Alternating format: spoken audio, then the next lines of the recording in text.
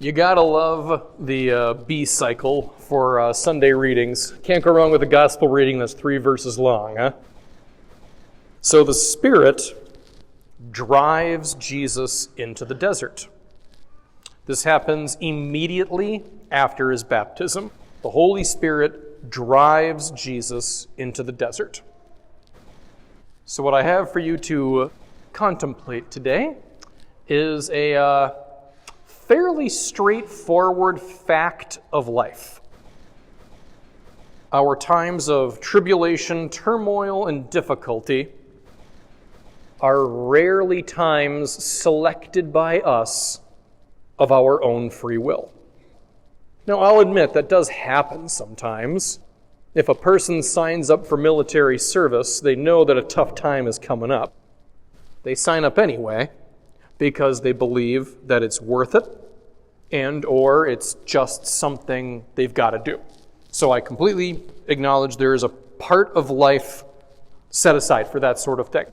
However, there are so many other times when we are just driven into a circumstance that is challenging and painful, and our free will and agency did not play any direct part in us getting to that point. You know, sometimes you just get cancer. Nothing anybody can do about that. You eat right, you don't smoke, and you get cancer anyway. And that's tragic whenever that happens, obviously, but it's also something you just need to deal with, regardless of how unfair that is. Or consider this.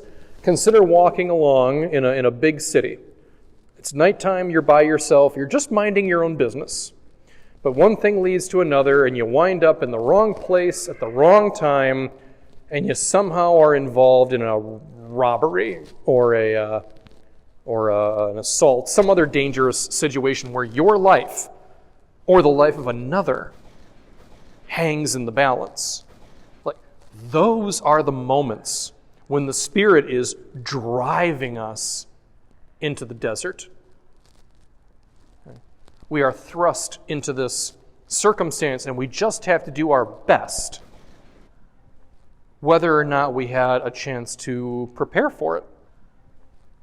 And like Jesus in the desert, in those critical moments of life, you will face temptation. If not a temptation that is somehow pleasurable, don't forget about the temptation to run away, the temptation to give up on yourself, the temptation of just putting yourself before others. There are so many ways that temptation tries to get us. And remember that the right decision is very rarely the easiest decision to make. So this is why Jesus was in the desert in the first place. This is what Lent is all about. Facing our temptations and our difficulties head on so that we can be decent people, especially when it matters the most. So remember, do your best this Lent. These are our 40 days in the desert. That is a spiritual workout and a temptation detox. So instead of running 2 miles a day and cutting out sugar, we're exercising our spiritual muscles and saying no to the temptations that have the most control over us. So I wish you all the very best of luck in the days to come, and may we all be spiritually healthier people on that great day that is Easter Sunday.